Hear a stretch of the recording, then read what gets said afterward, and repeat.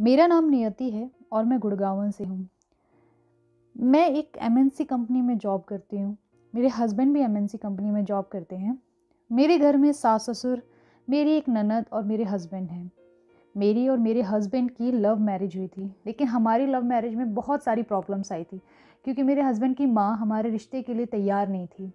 जब बहुत मनाने के बाद वो जब तैयार हुई, तो उन्होंने बहुत सारी टर्म्स एंड कंडीशंस रख दी थी, हमारी फैमिली के आगे, मेरे सामने और अपने बेटे के सामने। उन्होंने साफ-साफ कह दिया था कि मैं रिश्ते को तैयार हो जाऊँगी। तेरी बीवी शादी के बाद मुझे कभी जवाब नहीं देगी, कभी मेरे सामने ऊँचा नहीं बोलेगी, रिस्पेक्ट करेगी घर की, घर के लोगों की, मेरे परिवार की, तो ही मैं इस शादी को रज़ामंदी दूँगी और तू इस चीज़ की गारंटी लेगा।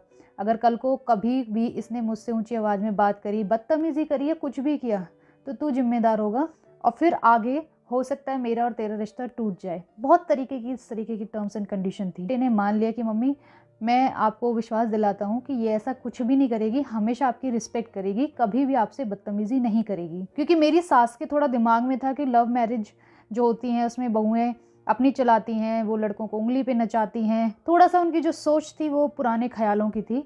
लेकिन वो जैसे-तैसे करके राज़ी हुई।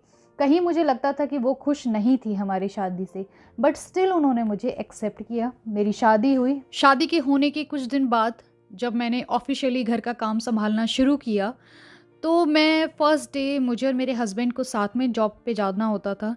तो फर्स्ट डे मैं साढ़े 6-7 बजे के आसपास उठी होंगी एंड उसके बाद मैंने घर का काम किया, तैयार हुई, लेकिन जब तक मैंने देखा मैं बहुत लेट हो गई थी, तो मैंने फटाफट से सिर्फ़ सब्ज़ी बनाकर और अपना नहा धो के मैं जाने लगी। तो मेरा लंच नहीं बना था, ना ही हस्बैंड का बना था। तो हस्बैंड ने मम्मी को बोला कि मम्मी आप बना दीजिए, आज ये लेट हो गई है। तो उन्होंने बना दिया, लेकिन बनाते-बनाते वो जो बातें बोल रही थी वो मुझे आज भी याद है। ऐसी बहू लेकर आए हैं कि पहले दिन ही हमें खाना भी नसीब ना हो, इसके लिए मैं खाना बनाऊँगी, इसीलिए लेकर आए हैं। अब तो ये दिन आ गए हैं बुढ़ापे में कि बहू कमाने जाएगी, सास घर में काम करेगी। तो इस तरीके की वो बातें बोलने लगी। बुरा लगा, ऑब्वियसली बुरा लगता है ऐसी बातें सुन के, पर मैंने उनको बोला मम्मी जी, मैं कल से ध्यान रखूँगी, मैं जल्दी उठूँगी और मैं पूरी कोशिश करूँगी कि आपको मेरे रहते हुए कोई काम ना करना पड़े। तो उस वक़्त वो ठीक है, राज़ी हो गई और हम लोग ऑफ़िस चले गए। मेरा शाम को ऑफ़िस से आना होता था 5:30 बजे और मेरे हस्बैंड ऑलमोस्ट लेट आते थे ऑफ़िस से, क्योंकि उन्हें ऑफ़िस में काम होता था। हमारे घर का एक बहुत ही अजीबो-गरीब रूल था, बहुत ही अजीबो-गरीब, आप लोग शायद विश्वास भी नहीं करेंगे, ऐसा रूल था कि शाम को 6 बजे के बाद घर की कोई भी शादीशुदा औरत जब तक खाना नहीं खाएगी, जब तक उस खाने में पति का हाथ ना लगा हो। मतलब अगर आप कुछ भी खा रहे हैं 6 बजे के बाद, आप पानी भी पी रहे हैं, तो आपको अपने पति से उस चीज़ को टच करवाना ज़रूरी है। ऐसा मानना है कि इससे पति-पत्नी का प्यार बढ़ता है और पति की तरफ रिस्पेक्ट बढ़ती है पत्नी की। ये वाला जो रूल है उनके पूर्वजों ने चलाया हुआ था और जो कि कंटिन्यू चल रहा था उस घर में। ठीक है, मैंने भी उस रूल को फ़ॉलो करने की कोशिश की। मैंने बोला उनको कि मैं पूरी कोशिश करूँगी कि मैं भी आपके इस रूल को अपना सकूँ। मैं आते ही, जैसे ही मैं 5:30 बजे आती थी, तभी मेरी सास मुझे आवाज़ दे देती थी कि जल्दी आ जा, फटाफट खाना बनाना है, राजीव को भूख लगेगी आते ही। और मेरी जो ननद थी वो भी जॉब पर जाती थी, तो वो भी 6 बजे तक आती थी। तो स्नेहा नाम था उसका, कि स्नेहा को भी भूख लगेगी, फटाफट आ जा। तो मैं फटाफट से जाके कपड़े चेंज करके और मैं खाना बनाने की तैयारी में लग जाती थी। तो ऑलमोस्ट 6:30 बजे तक हमारा खाना बन जाता था और आते ही वो सबसे पहले अपनी बेटी को देती थी कि तू भूखी आई है, कमा कर आई है, जॉब से आई है, खाना खा ले, कितना थक गई होगी, आराम कर ले। वो उसको खाना देती थी। यार बुरा लगता था, मैं भी बेटी हूँ किसी की, मुझे भी भूख लगती है। मुझसे तो आपने एक बार भी नहीं पूछा कि बेटा तुझे भूख तो नहीं लग रही, तू खा ले। पर उनके घर में तो रूल था कि पति जब तक नहीं खाएगा या पति का हाथ नहीं लगेगा, जब तक तुम खाना नहीं खाओगे। ठीक है, मेरे ससुर जल्दी आ जाते थे, मेरी सास-ससुर खाना खा लेते थे। मैं अपने हस्बैंड का वेट करती थी। वो खूब बोलते थे कि तुम खाना खा लो। पर मेरी सास ने साफ मना किया हुआ था कि घर के रूल एंड रेगुलेशंस तोड़ने नहीं हैं। कोई नहीं, मैं वेट करती रहती थी उनका। वो आते थे 10:30-11 बजे। वो मेरी वजह से जल्दी आने की कोशिश करते थे क्योंकि मैं भूखी होती थी। आकर फिर जैसे ही वो आते थे तभी मेरी सास कहती थी, "अरे, अरे राजीव आ गया, जल्दी-जल्दी उसके लिए खाना लगा, प्लेट लगा, गरम-गरम रोटियाँ सेक, उसको भूख लग रही होगी, जल्दी दे उसको बेटा, हाथ-मुँह धो के आ जा, थक के आया होगा, जल्दी आ जा अभी गरम-गरम खाना लगवाती हूँ।" तो यार बहुत ही अजीब लगता है ऐसा, कि अपनी माँ की याद आ जाती है, क्योंकि ये सब चीज़ें एक माँ ही कर सकती है अपने बच्चे के लिए। अब मैं तो उनकी बेटी नहीं थी, लेकिन उन्होंने कभी मुझे बेटी का एहसास भी नहीं होने दिया कि तू मेरी बेटी है। हमेशा यही एहसास रहा कि बहू ही है। तो उसके बाद मेरे हस्बैंड को मैं खाना देती थी, खाना खाते थे, हम दोनों साथ में खाना खाते थे, और फिर उसके बाद नेक्स्ट वही रूटीन चलता रहता था। ये डेली का हो गया था। मेरे से कभी न कभी कुछ न कुछ गलती होती रहती थी, क्योंकि कभी पहले काम किया नहीं था घर का। किसी दिन सब्ज़ी में नमक कम हो जाता था, किसी दिन ज़्यादा हो जाता था, किसी मिर्ची कम हो जाती थी, किसी दिन रोटी गोल नहीं बनती थी। मतलब कुछ ना कुछ होता रहता था। लेकिन मेरी मदर इन लॉ मुझे हमेशा फ़ोन कर कर के, ऑफ़िस में भी मैं होती थी, हमेशा फ़ोन कर कर के मुझे ये बातें याद दिलाती रहती थी कि आज तूने सब्ज़ी में नमक ज़्यादा डाल दिया है, आज तूने तेल कम डाला, आज तूने आलू ऐसे काटे हैं, आज तूने टमाटर बड़े काट दिए हैं। हर एक छोटी चीज़ का वो मुझे याद दिलाती रहती थी कि तूने ये गलती कर दी है। देन आई एक्सेप्ट इट कि मम्मी जी सॉरी, मैं ध्यान रखूँगी, आगे से ऐसा नहीं होगा। And then she said okay, ध्यान रखना, आगे से ऐसी गलती नहीं होनी चाहिए तुमसे। तो ओके, लेकिन यार इंसान है, इंसान से तो गलती होती है, और गलती होती ही थी कहीं न कहीं। लेकिन मेरी गलती पे उनके कमेंट, उनके ताने ना आएँ, ऐसा नहीं हो सकता। और दोस्तों एक बात ज़रूर है, जो हिंसा होती है ना, जो औरतों के साथ, उसी के ही लगभग बराबर होते हैं सास के ताने। क्योंकि जो वो ताने होते हैं ना, वो आपको अंदर इतने चुभ जाते हैं, आपके दिल को इतना ठेस पहुँचाते हैं, और फिर वही औरत उन बातों को अपने दिमाग में घुमा-घुमा के इतना ज़्यादा अपने आप में एक लो फ़ील करने लगती है कि शायद आप लोगों ने फ़ील किया ही होगा। मैं अकेली नहीं हूँ, बहुत लोगों ने फ़ील किया होगा कि वो बातें हमारे दिमाग में घूमती रहती हैं कि उन्होंने ऐसा कहा, ऐसा क्यों कहा? इस बात को ऐसे ना कह के ऐसे कह देती तो ज़्यादा अच्छा रहता। ये सब बातें मेरे भी दिमाग में घूमती थी कि मुझे फ़ोन करने की बजाय, मुझे बताने की बजाय हर बात आप मुझे समझा भी तो सकती हैं, पर नहीं, समझाती नहीं थी, कमेंट करती थी, ताने मारती थी, इनडायरेक्टली बोलती थी, और बाद में तो फिर डायरेक्टली भी बोलने लगी थी। ख़ैर, ये टाइम पीरियड भी थोड़ा चला गया, और उसके बाद ये डेली का हो गया था यार। मतलब हस्बैंड आते थे तभी मैं खाती थी। एक दिन क्या हुआ, मुझे बहुत ज़्यादा तेज़ भूख लगी हुई थी, और मैंने खाना खा लिया। उस दिन उन्होंने इतना हंगामा किया घर में कि बस पूछो मत। कि मैं पहले ही मना कर रही थी, ऐसी बहू नहीं लाए, लेकिन मेरी कोई किसी ने सुना नहीं, और ये इसने तो घर के रीति रिवाज तोड़ने अभी से शुरू कर दिए, आगे क्या होंगे, ये तो कल को हमें घर से बाहर निकाल देगी। मतलब इस तरीके से उन्होंने इतने ड्रामे किए घर में कि मैं क्या ही बताऊँ आपको। फिर मेरे हस्बैंड आए, हस्बैंड से भी उन्होंने बोला, देख ले ऐसी बहू लेकर आया है, इसने तो अभी से ही घर के रूल रेगुलेशन तोड़ने शुरू कर दिए, ऐसी क्या भूख से मरी जा रही थी, और तू ही तो कहता था कि बड़ी संस्कारी है, बड़ी आज्ञाकारी है, देख ले अब तू। तो मेरे हस्बैंड ने सिर्फ़ एक ही बात बोली कि मम्मी पहले उससे पूछ तो लो उसने क्यों खाया? तो मेरे हस्बैंड ने कहा, क्या हुआ था? आज तुमने खाना क्यों खाया? क्यों तोड़ा ये रूल? तो मैंने बस अपनी सास की तरफ देखकर एक ही बात बोली, मम्मी जी, मैं भी नौकरी करती हूँ, मैं भी थक-हार के आती हूँ, और मुझे भी भूख लग जाती है। आज मुझे ज़्यादा भूख लग रही थी, इसलिए मैंने खाना खा लिया।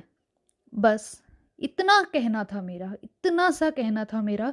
इसके बाद उन्होंने हल्ला कर दिया, नौकरी करती है, ये तो देखो हमें बता रही है कि ये कमाती है, घमंड है इसे तो अपनी नौकरी करने का, ये तो अब हमारे सिर पे बैठ के नाचेगी क्योंकि ये तो नौकरी करती है, और ये तो हमारे लिए पैसे कमा के लाती है। और इस तरीके से उन्होंने खूब बोला, खूब बोला। मैंने बड़ा रो के उनसे माफ़ी माँगी, मम्मी जी मेरा कहने का ये मतलब नहीं था, मैं तो बस यही कहना चाहती थी कि मुझे आज भूख लग रही थी बहुत ज़्यादा, मुझसे कंट्रोल नहीं हो रहा था, तो आज मैंने खा लिया था। बट वो नहीं सुनी उन्होंने बस एक ही रट रट थी उनको कि इसने हमारे घर का रूल तोड़ा, रूल तोड़ा, रूल तोड़ा। बहुत मिन्नतों के बाद मैंने माफ़ी माँगी, उन्होंने 4-5 दिन तक मुझसे बिल्कुल बात नहीं करी, और फिर उसके धीरे-धीरे करके मैं उनको रोज़ मनाती रही। ऑफ़िस से भी फ़ोन करती थी, ऑफ़िस जाती थी तो गुस्सा होके बैठी रहती थी। तो 3-4 दिन छुट्टी भी ली मैंने उनको मनाने के लिए, फिर थोड़े दिनों बाद वो नॉर्मल हो गई। फिर उसके कुछ दिनों बाद हमें शादी में जाना था। शादी भी किसकी थी कि मेरे जो ससुर थे, ससुर के बहन की बेटी की की शादी थी। बहुत दूर की शादी थी। तो मेरी सास ने कहा कि तुझे भी चलना है शादी में। तो मैंने कहा कि मम्मी मेरा चलना ज़रूरी है क्या? तो एकदम से बोली क्यों? ज़रूरी क्यों नहीं है? तू क्या घर की बहू नहीं है? तुझे चलना है, और वैसे भी हमारे घर में नई बहू आई है तो हमें भी तो बाहर दिखाना है लोगों को। तो मैंने कहा मम्मी जी मुझे छुट्टियाँ नहीं मिलेंगी इतनी ज़्यादा, और क्योंकि अभी मेरी 3-4 दिन की छुट्टियाँ पीछे वेस्ट हो गई हैं। बस मैंने एक वेस्ट वर्ड बोला था। अच्छा, तो तो तेरी वो छुट्टियाँ वेस्ट हो गई। हाँ, तो तुझसे किसने कहा था कि तू छुट्टियाँ वेस्ट करती? चली जाती। क्यों मनाने लगी थी? मैंने तो नहीं कही थी तुझसे छुट्टियाँ वेस्ट कर। तो इस मैंने बोला कि नहीं, मैं ऐसा नहीं कहना चाह रही थी मम्मी जी, मतलब वो छुट्टियाँ मैंने ले ली, यूटिलाइज़ कर ली। नहीं, अब तो मुझे पता चल गया तूने वेस्ट कर दी वो छुट्टियाँ। सही है, उस बात का भी इतना ड्रामा बनाया उस बात का भी। ख़ैर वो भी थोड़ा चीज़ को शांत किया, एंड उसके बाद मैंने कहा ठीक है, मैं आपके साथ चलूँगी। आप गुस्सा मत करिए, आप गुस्सा मुझे उनके थोड़ा गुस्से से बहुत डर लगता था, क्योंकि मैं नहीं चाहती थी कि मेरे और मेरे हस्बैंड के रिलेशन ख़राब हों। कैसे भी मैं अपने हस्बैंड से बहुत प्यार करती थी, और मैं नहीं चाहती थी कि मेरी वजह से हमारे रिलेशन में कोई भी प्रॉब्लम आए। तो मैंने अपने ऑफ़िस में लीव के लिए अप्लाई किया, लेकिन मुझे लीव नहीं मिली। तो मैंने सिर्फ़ एक ही काम किया, घर पे रह के मैंने उन्हें फ़ोन कर दिया कि मैं नहीं आ पा रही हूँ, मेरी तबीयत ख़राब है। हम शादी में गए, 3-4 दिन वहाँ रुके। अननेसेसरीली वहाँ पर मुझे नहीं लग रहा था कि मेरी कोई भी ज़रूरत है वहाँ पर जाने की। बस एक कमरे में जाकर बिठा दिया, और कोई मतलब नहीं किसी से भी, एंड 3-4 दिन बाद हम आ गए। वो छुट्टियाँ ऑब्वियसली वेस्ट थी, पर मैं कह नहीं सकती थी क्योंकि आपको भी एक बहू का फ़र्ज़ निभाना है। उसके अगले 2 महीने बाद फिर एक शादी में जाना था। फिर मेरी मदर इन लॉ ने कहा कि शादी में चलना है, छुट्टी ले लियो। तो मैंने अपने हस्बैंड से कहा कि मैं रोज़-रोज़ ऐसे छुट्टी नहीं ले सकती हूँ ऑफ़िस से, तुम बत बोलो उनको। तो मेरे हस्बैंड ने बोला कि मम्मी ऐसे छुट्टी नहीं मिलती प्राइवेट कंपनियों में, इतनी ज़्यादा छुट्टियाँ नहीं देते हैं। तो मेरी सास ने कहा कि तो क्या ज़रूरत है, नौकरी छोड़ दे, फिर नहीं अगर ले सकती है तो। हमारे जो बहू वाले काम हैं वो भी तो तुझे करने पड़ेंगे। क्या हम सिर्फ़ नौकरी के लिए लाए हैं कि तू नौकरी करती रहे? तो मैंने कहा ठीक है, आप गुस्सा मत करिए, मैं ले लूँगी छुट्टी। फिर मैंने वही घर पे रह के फ़ोन कर दिया कि मेरी तबीयत ठीक नहीं है, मैं नहीं आ सकती। एंड देन हम शादी में गए। अननेसेसरीली वो भी छुट्टियाँ मेरी वेस्ट ही थी। देन कहीं न कहीं मुझे कंपनी से एक नोटिस मिल गया था कि वार्निंग मिल गई थी कि आप छुट्टियाँ ले रहे हो अननेसेसरीली। तो फिर ऐसे ही चलता रहा, मतलब जब वो उनका मन करता था जब भी मुझसे कह देती छुट्टी कर, छुट्टी कर, छुट्टी कर। तो मतलब ये चीज़ उनको ये चीज़ समझ नहीं आ रही थी कि ये नौकरी कर, मेरी नौकरी नौकरी नहीं थी। उनके बेटी की नौकरी नौकरी थी, उनके लड़के की नौकरी नौकरी थी। उनकी बेटी को कभी भी कुछ काम होता था तो कहती थी नौ नहीं, नहीं छुट्टी मत कर, छुट्टी नहीं कर, छुट्टी नहीं कर। छुट्टी करेगी तो तेरी तनख्वाह कट जाएगी, छुट्टी नहीं कर। लेकिन मेरी छुट्टी उन्हें छुट्टी लगती थी, लेकिन मेरी छुट्टी में उन्हें कोई प्रॉब्लम नहीं थी। मेरी नौकरी तो नौकरी ही नहीं थी, बस मुझे ये पता चल गया था कि मेरी नौकरी नौकरी नहीं है, मुझे तो बहू की भी नौकरी करनी है और मुझे ऑफ़िस की भी नौकरी करनी है। बहुत मुश्किल होता है यार, दोनों जगह बैलेंस बनाना बहुत ही ज़्यादा मुश्किल होता है। और ऐसा उनका ये चलता रहा कि कभी भी छुट्टी कर ले, कभी भी ये कर ले, और लेट चली जा, आज जल्दी आ जा, उनका यही रहता था। ऑफ़िस वाले मुझे बार-बार नोटिस देते रहे, और हार थक के एक दिन मैंने जॉब छोड़ दी। जॉब क्या छोड़ दी, मुझे कंपनी वालों ने ही निकाल दिया कि आप अननेसेसरी लीव लेते हो, एंड आप कोप अप नहीं कर पा रहे हो अपनी लाइफ़, अपनी पर्सनल लाइफ़ को और ऑफ़िशियल लाइफ़ को। एंड उसके बाद मैंने रिज़ाइन कर दिया। इसके बाद मेरी सास बड़ी खुश हुई कि चलो फाइनली अब ये घर पर रहेगी, काम करेगी घर का, और अब बाहर नहीं जाएगी। इस तरीके से मतलब उन्हें बहुत अच्छा लग रहा था। आज मैं घर पे बैठी हूँ। मेरी शादी को 3 साल हो गए हैं, 2017 में मेरी शादी हुई थी। आज मेरी शादी को 3 साल हो गए हैं, और यार घर पे बैठ के और भी ज़्यादा मुश्किल है, और भी ज़्यादा मुश्किल है उनको सहन करना। हर एक छोटी-छोटी बात के लिए, हर एक छोटी-छोटी बात के लिए सुनाना।